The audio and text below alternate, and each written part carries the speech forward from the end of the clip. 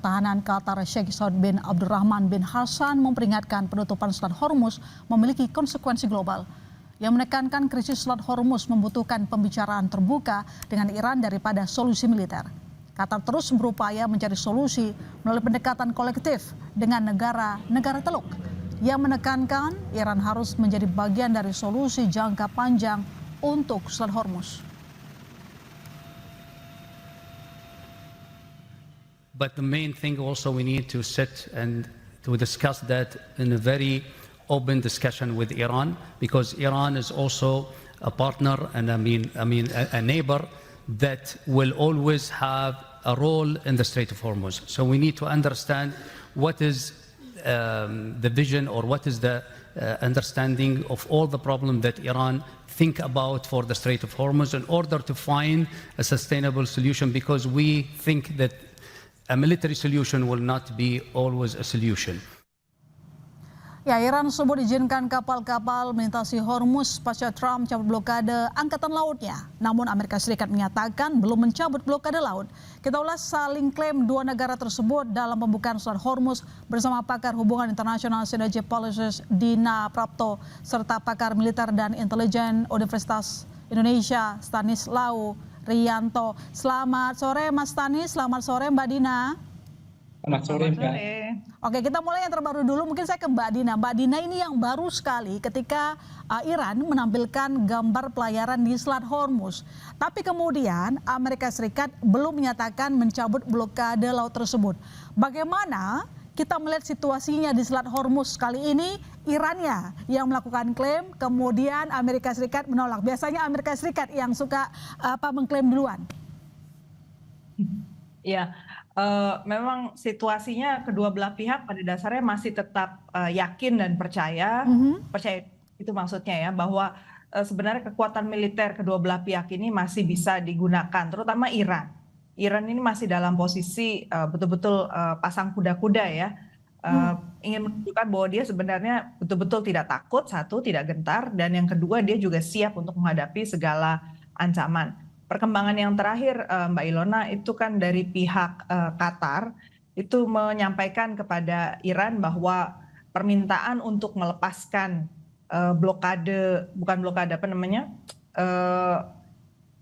tahanan uang ya yang ada di frozen aset yang ada Iran ada di Qatar itu tidak akan diberikan kecuali belanjanya dari Qatar. Jadi rupanya dalam situasi negosiasi yang tidak langsung ini antara Iran dengan Amerika Serikat, ada saja perkembangan setiap hari yang membuat masing-masing pihak itu merasa masih bisa dapat sesuatu lah dari Iran. Itu sebab kira Iran ini masih pasang pagar setinggi-tingginya ya untuk menunjukkan bahwa dia tidak mau turun gitu.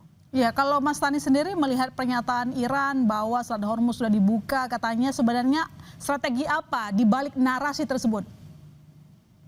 Ya, Selat Hormuz itu memang senjata paling mematikan Iran untuk dunia, bukannya untuk Amerika. Jadi ini senjata yang sangat powerful menurut saya karena mengguncang ekonomi dunia. Dan kalau kita sebenarnya kan dari beberapa informasi ternyata Iran juga meloloskan kapal milik Rusia dan Cina, diloloskan sehingga ini buat semacam sebenarnya ada peluang di sini buat dunia untuk menghentikan blokade ini karena Cina dan Rusia sudah diloloskan. Tapi di sisi lain ini kan cyber, ini kan perang saraf dan propaganda dari pihak Iran. Amerika bukan itu juga dengan caranya masing-masing, dengan senjatanya masing-masing. Tapi saya sepakat dengan Mbak Dina tadi bahwa sebenarnya kan banyak orang yang berkepentingan dengan perang ini ingin mendapatkan sesuatu dari perang ini. Jadi sebenarnya ada yang mendapatkan manfaat atau mencari celah-celahan. Banyak pihak yang mencoba mencari celah dari perang ini walaupun kita menjadi korbannya ya, menjadi korban lebih banyak lagi korbannya. Nah, Iran memainkan strategi ini. Dia memainkan kalau ingin mendapatkan manfaat ya harus membela dia misalnya. Amerika juga kan sebenarnya kalau ada yang mau mendapatkan manfaat ya harus membela dia. Tapi ini kan ternyata sudah berlarut-larut hingga hampir 100 hari dan korbannya cukup besar bagi dunia. Jadi kita harapannya sampai 100 hari ini ya sudahlah, maksudnya ya, jangan sampai saling menyandera itu walaupun Selat Hormuz sekarang dikuasai Iran dan Amerika sebenarnya tidak memblokade di Selat Hormuznya tapi di bawahnya di dekat pangkalannya di Oman. Tapi ini juga ekonomi dunia jadi semacam terganggu dan sangat signifikan bagi kita. Tapi ini cyber sih, kedua pihak memainkan itu. Oke, Mbak Dina, ini kan kedua pihak kalau disampaikan memainkan narasinya sendiri ini merupakan cywar begitu dan mereka merasa bahwa punya daya tawar yang tinggi. Nah, tapi kalau melihat posisi katakanlah di negara Teluk, melihat situasi yang saat ini, kemana kira-kira negara Teluk apakah tetap akan setia kepada Amerika Serikat atau sebenarnya sudah mulai ya ngintip-ngintip ke Iran? Mata mereka sekarang sebenarnya ada di Israel. Oke. Saya juga melihat bahwa Israel ini kelihatannya mengambil kesempatan yang paling besar dalam segala kesempitan ini. Kalau negara lain di Teluk ini paling enggak karena dia memang bertetangga sangat dekat satu sama lain, kalaupun mereka mengambil keuntungan kayaknya nggak bisa langsung besar-besaran gitu ya. Sebenarnya kalau Israel yang saya perhatikan ini mereka langsung berusaha secepat mungkin mengambil alih Lebanon. Hari ini kan sudah ada serangan sampai ke selatan kota Beirut ya, ibu kota dari Lebanon. Ini satu indikasi yang sangat buruk sebenarnya ya, karena kalau Lebanon itu sampai dikuasai oleh Israel, ini bisa dibayangkan pertarungan ke depannya, jangka panjangnya antara negara-negara Teluk juga Iran dengan Israel ini semakin memburuk. Jadi itu benar-benar lasting ya, it's gonna be a very lasting conflict di Timur Tengah dan situasinya akan sangat berubah dibandingkan masa sebelum JCPOA itu ada atau masa sebelum Amerika Serikat meninggalkan JCPOA atau nuclear deal. Jadi Amerika Serikat ini menurut saya sih main di beberapa kaki nih sekarang ya. Dia mungkin melihat bahwa sebenarnya titik dia sudah cukup lemah, dia nggak bisa kembali ke titik awal sebelum dia meninggalkan JCPOA. Artinya Selat Hormuz waktu itu kan dibuka, sekarang jadi nggak bisa dibuka kan. Kemudian nuclear deal itu sebelumnya yang sudah disepakati paling nggak pengayaan uranium di kisaran 67. Ternyata Iran punya lebih kan, dan dia mau minta sekarang diambil alih seluruh pengayaan uranium dan jelas-jelas Iran menolak mentah-mentah. Jadi situasi yang awal udah nggak mungkin lagi diambil alih oleh Amerika Serikat. Makanya dia kemudian mencari daya tawar yang lain lagi dengan cara menaruh pion Israel di situ, sehingga situasi di Timur Tengah mau nggak mau kembali bergantung lagi pada niat baik Amerika Serikat. Jadi ini betul-betul sangat fragile ya ternyata situasi gencatan senjata kali ini. Ya, negosiasinya berjalan alot ini sebenarnya tidak hanya soal Amerika dan juga Iran belum sepaham atau sebenarnya memang ada faktor lainnya seperti Israel yang memang tidak mau ada terjadinya negosiasi, Mbak? Israel jelas nggak mau ada negosiasi sih. Dia posisinya pertama mau menghancurkan dulu Lebanon, Hezbollah, jadi atas nama Hezbollah, karena itu salah satu kampanye penting dari Partai Likud ya, partainya Netanyahu, bahwa Hezbollah itu harus dilumpuhkan. Dan Hezbollah terbukti masih bisa terus melakukan serangan juga ke Israel. Itu satu. Sisi yang kedua, Iran belum menyerah dan Iran belum bisa dikatakan lebih lemah daripada sebelum perang ini dimulai. Jadi artinya dua agenda Israel ini belum tercapai. Demikian pula agenda Amerika Serikat ya, belum ada yang tercapai juga. Iya, belum ada yang tercapai. Mas Tanis, kalau dilihat kan dari Trump sendiri memperketat syarat perjanjian namanya program nuklir Iran. Sementara kalau kita lihat Teheran menegaskan tidak akan menyepakati kesepakatan apapun sebelum hak-hak nasionalnya dijamin sepenuhnya. Artinya jalan menuju negosiasi yang disepakati kedua belah pihak ini masih sangat jauh. Ya, apa yang tampak di permukaan, yang di media-media pasti berbeda dengan yang sekarang sedang dinegosiasikan antara penghubung Iran dengan penghubung Amerika. Channel-channel mereka terus bekerja. Tapi yang menarik sebenarnya tadi yang Mbak Dina sampaikan bahwa Amerika menggunakan pionnya Israel, saya malah berpendapat sebaliknya. Jangan-jangan ini Amerika menjadi pionnya Israel, jangan-jangan Amerika yang menjadi pion Israel, jangan ini bisa saja terjadi seperti itu. Karena yang paling berkepentingan dengan nuklir itu sebenarnya Israel. Israel merasa sangat terancam dengan keberadaan Iran karena senjata-senjata Iran ini kan dalam radiusnya Israel dalam radius senjata Iran. Jadi yang paling terancam jika nanti Iran menggunakan senjata nuklir itu Israel. Nah makanya dalam perundingan ini kan setengah mati Amerika soal uranium, soal nuklir supaya Israel aman. Sebenarnya kan Amerika jauh ya, dia tidak ada kemampuan itu. Makanya ya saya boleh berbeda pendapat nih, jangan-jangan Amerika jadi pionnya. Dan ini kalau memang Amerika menjadi pionnya, maka sebenarnya yang nanti menjadi penentu dalam perundingan ya jangan-jangan bisa jadi Israel, kecuali pecah kongsi. Ketika Amerika berkongsi dengan Israel, tapi kayaknya mereka pecah kongsi juga sangat sulit sekali karena sudah lama sekali mereka menjadi hidup semati, jadi nampaknya sangat susah. Jadi Anda lihat sekarang bukan ada perpecahan antara Amerika Serikat dengan Israel? Ada yang menduga seperti itu, ada indikasi-indikasi yang nampak berfungsi, tetapi saya kira ini karena kepentingan masing-masing yang kuat. Amerika punya kepentingan misalnya soal politik, soal ekonomi, Israel juga penting soal keamanan. Jadi ini nanti yang bisa memecahkan mereka soal kepentingan yang berbeda. Iya, seberapa kuat sih daya tahan dari Iran ini mempertahankan sikap mereka? Menurut Anda dari segi mungkin ketahanan militer? Sangat mengejutkan memang ketika dalam global firepower itu kan Amerika nomor 1, kemudian Israel nomor 15, Iran nomor 16. Hingga 100 perang, Iran itu belum kalah, belum mengibarkan bendera, dan bahkan tetap siap sedia, bahkan malah latihan-latihan militer, mereka memamerkan senjatanya. Ini sangat mengejutkan. Jadi nampaknya indeks atau peringkat militer dunia ini harus dikoreksi karena ketahanan Iran itu ternyata cukup tinggi. Minimal indeks ketahanan negara Iran saya lihat cukup tinggi dibandingkan Venezuela misalnya 1 hari 2 hari langsung kalah ya. Iran berbeda. Jadi ini mengubah pandangan dunia terhadap Amerika dan Iran tentu saja.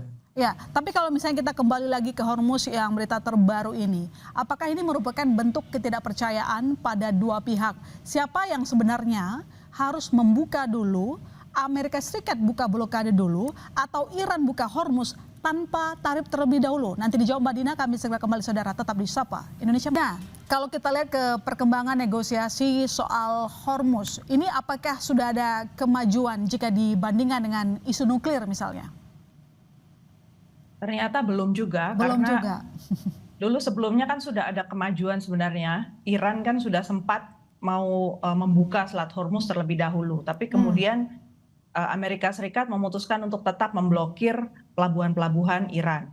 Nah, itu menjadi satu catatan ya buat Iran bahwa sebenarnya yang harusnya mencabut duluan blokade itu ya Amerika Serikat. Sementara kalau Amerika Serikat jelas pasti secara retorika dia nggak mau dia duluan yang cabut kan, pasti maunya dari pihak Iran dulu. Jadi kalau dilihat dari perkembangan terakhir juga di kawasan Bahrain itu, di daerah di salah satu semenanjung di sana sudah ada kerjasama sekarang antara UK dengan US, Inggris dengan US, yang fungsinya itu untuk mensinkronkan informasi dari kapal-kapal komersil ke kapal Joint Maritime Information Center-nya CENTCOM Amerika Serikat. Dan fungsinya di situ adalah untuk, saya duga, memata-matai juga ya situasi di lapangan. Dari pihak Iran pastinya mendengar perkembangan ini, apalagi cakupan dari wilayah pemantauan dari US NAVCEN ini cukup luas ya, mulai dari Laut Arabia, Laut Merah, Oman, sama Gulf of Oman, sama Indian Ocean. Jadi ini efeknya berarti ada kemungkinan Amerika Serikat juga sedang mempersiapkan sesuatu lagi gitu loh. Yang itu yang kita nggak tahu.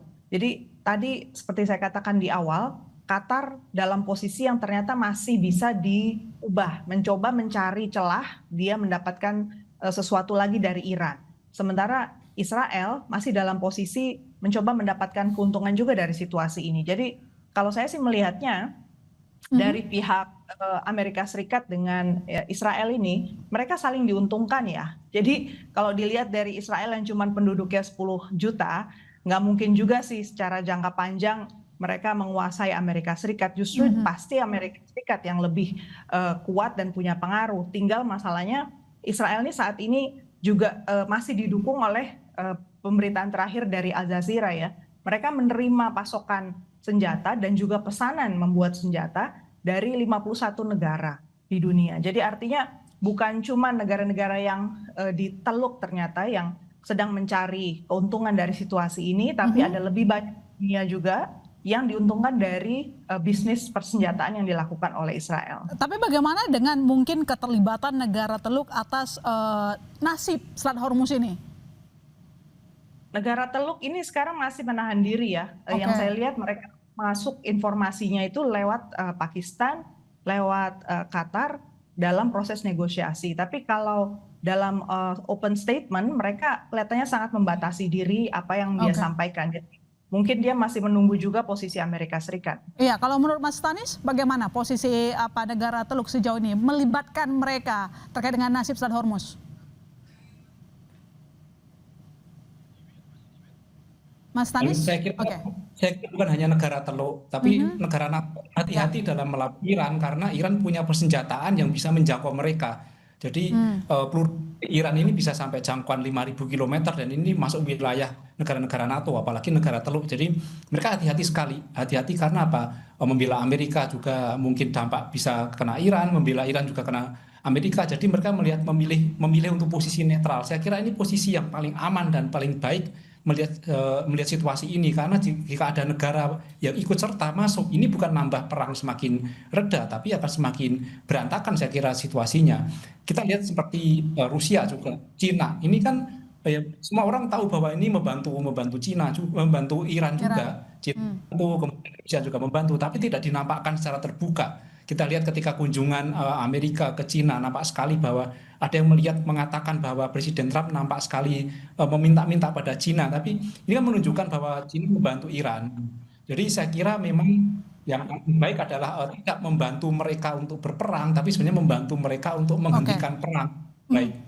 Jadi pertemuan Trump dengan Xi Jinping kemarin, lalu kemudian nanti next dengan dengan Rusia begitu, dengan Putin, apakah Anda tidak melihat ada harapan mungkin bagi kedua negara menengahi atau menjadi sponsor dalam kemeja negosiasi, atau justru menurut Anda kedua negara masih akan bersebelah kepada Iran? Saya yakin kalau dalam pertemuan formal pasti kedua negara ingin perang segera berhenti. Oke. Semua menginginkan ini ya, jadi semua sepakat harus mewujudkan perdamaian dunia, mewujudkan unsur-unsur kemanusiaan. Tetapi kan ada kepentingan-kepentingan lain di balik itu ya, dan pasti akan beda apa yang disampaikan di antar kepala negara dengan yang di lapangan jika mereka punya kepentingan lain itu kan. Tapi harapan saya Trump sudah mau datang ke Cina. Ini kan menunjukkan bahwa dia sebenarnya meminta bantuan Cina untuk mengendalikan Iran. Sekarang sebenarnya saya setuju tadi bahwa sebenarnya Amerika buka dulu lah itu. Yang di bawah Oman itu yang masuk ke Selat Hormuz itu. Kalau itu dibuka dulu, harusnya Iran akan buka. Karena Selat Hormuz itu menjadi otoritas Iran. Sementara Amerika kan tidak punya otoritas di situ. Dia jauh sekali negaranya. Harusnya Amerika membuka dulu, kemudian Iran membuka. Tapi ini kan keras kepala kan, sama-sama keras kepala. Amerika tidak mau meninggalkan Iran dengan kekalahan. Ini pasti akan menjadi masalah di karir politiknya. Makanya dia sebenarnya nyari exit strategi dari Iran itu seperti apa supaya dia pulang bukan dengan malu. Oke, tapi situasi ini kira-kira akan berlangsung sampai kapan ya? Meskipun sudah ada perjalanan diplomasi baik dilakukan oleh pihak Iran maupun pihak Amerika Serikat, Trumpnya sendiri turun gunung ke China. Ya kalau Iran kan sudah lama, udah 40 tahun, 50 tahun dia kuat sih. Kalau misalnya bertahan 1 tahun lagi, saya yakin Iran masih kuat. Persoalannya adalah Amerika. Ada sudah tuntutan soal budget, soal politik, sudah 500 triliun itu bagaimana dampaknya. Saya kira tergantung Kongres Amerika juga, Senat seperti apa, ketika nanti setuju perang ya masih bertahan. Tapi kalau tidak setuju, apalagi terkait biaya, saya kira akan segera berhenti. Dan paling strateginya bagaimana supaya berhenti itu tidak memalukan Amerika. Oke, baik. Mbak Dina, sudah beberapa minggu lalu pertemuan Trump dengan Xi Jinping terjadi begitu ya. Tapi menurut Anda apakah sudah ada hasil tanda-tanda yang baik? Karena sebelumnya Anda mengatakan Amerika Serikat tengah mempersiapkan sesuatu yang kita tidak tahu. Yang kalau diterjemahkan mungkin maksud Anda sinyal untuk negosiasi yang diharapkan oleh Amerika Serikat bisa saja tidak terwujud. Kalau kita bicara soal China ya dalam gambar ini, saya melihat informasi terbaru yang disampaikan oleh Pete Hegseth ke media itu menunjukkan bahwa Amerika Serikat masih berusaha meyakinkan para pemimpin negara lain, juga para konstituen dia di dalam negeri, bahwa meskipun senjata mereka itu menyusut jumlahnya, bahkan butuh waktu sampai 6 tahun ke depan baru bisa normal kembali, mereka masih sanggup menyerang Iran. Jadi poinnya itu, sebenarnya dari pihak China pasti bisa melihat, wah ini momen pas ini, justru biarkan saja Amerika Serikat untuk maksimal dulu dia menggunakan segala kekuatan dia. Karena baru pada titik yang lebih lemah, China bisa masuk dan menawarkan satu poin untuk bisa dinegosiasikan. Karena kalau posisinya masih sama-sama merasa mampu, seperti yang sekarang kita lihat Iran sama Amerika Serikat, kan ujung-ujungnya nggak ada yang mau lebih dulu menyerah kan, atau membuka jalan lah gitu. Dan jangan lupa sekali lagi ini negosiasi di antara Iran sama Amerika kali ini itu posisinya nggak langsung. Jadi ada perantara-perantara yang menjadi penyampai informasi. Itu yang kita selama ini selalu, mungkin kita juga bias ya dalam melihat perkembangannya, karena ada pihak ketiga, keempat, kelima yang ikut menyampaikan berita, dan kita dari pihak Iran dan Amerika Serikat sendiri belum tentu tahu persis juga sih apa yang sebenarnya diinginkan oleh negara-negara lain yang ikut menyampaikan pesan dari Iran. Ya, terkait dengan permintaan kompensasi oleh Iran, apakah menurut Anda nantinya Amerika Serikat bisa memenuhi permintaan tersebut? Pada satu titik menurut saya memang harus ada sih kompensasi, karena kalau nggak ada kompensasi, Iran saya kira dia akan tetap berkeras untuk melakukan atau mempertahankan posisinya soal nuklir dan soal Hormuz. Nggak mungkin lah Iran itu dalam sudah melalui begitu panjang masa ketegangan selama ini lalu pergi begitu saja kembali ke posisi nol seperti sebelum perang. Gitu. Oke, tapi apakah mungkin bentuknya dalam hal memberikan begitu kewenangan pengenaan tarif tol di Selat Hormuz? Bisa saja. Bisa satu saja. hal, bisa saja. Dan tapi yang saya duga Iran mau sebenarnya masih lebih dari itu. Itu aja nggak cukup karena dia butuh untuk perbaikan ekonominya. Makanya dia tetap push untuk minta paling enggak $6 billion kan dia minta untuk atau itu yang disebut lah di media massa dari asetnya dia bisa dibuka gitu, bisa dilepas. Oke, tapi Mas Talis ini kan sebenarnya kan dari pihak Amerika mengatakan loh itu kan perairan internasional, harusnya tidak dikenakan tarif tol di Selat Hormuz begitu. Sementara Iran bersikukuh bahwa ingin menerapkan tarif tol. Jadi menurut Anda di mana jalan tengahnya nanti? Ya ini kan menjadi suatu yang menguntungkan Iran membuat sistem baru setelah perang. Jadi dia mengambil manfaat juga dari situasi ini. Ya saya kira bisa saja Amerika kalau tidak mau memberikan ganti rugi, dia nanti akan restui ini. Jadi supaya untuk memberikan ganti rugi direstui saja itu ada tol itu. Tapi ini kan nanti akan menjadi beban bagi perekonomian dunia, pasti akan ditolak. Makanya ini perlu pihak ketiga sebenarnya, pihak ketiga yang lebih untuk menengahi ini. Kalau enggak mereka akan otot-ototan terus, nggak akan selesai. Ya, jadi kira-kira exit strategi apa yang nanti akan diambil baik oleh Iran maupun Amerika melihat ini sudah berjalan cukup lama ya? Ya kalau Amerika kan nanti paling mengatakan kami telah berhasil menaklukkan Iran, mengatakan menang saja, mengatakan menang pergi, dan Iran juga mengatakan kami belum kalah dan kami berhasil mengusir Amerika, sama-sama mengklaim menang. Itu yang mungkin akan terjadi, karena kalau misalnya satu kalah satu menang tidak akan mungkin. Yang kedua adalah jeda tanpa batas waktu.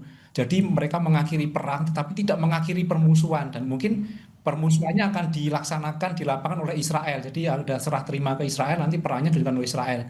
Saya kira itu menjadi skenario terburuk yang akan terjadi di luar tetap perang ya. Tapi skenario paling baik ya sebenarnya sama-sama menyelesaikan dan saling mengklaim menang. Udah itu nanti menjadi skenario terbaiknya harusnya. Oke, baik, terima kasih Mas Tanis dan juga Mbak Dina telah bergabung di Sapa Indonesia Malam. Sampai ketemu lagi, sehat selalu. Terima kasih.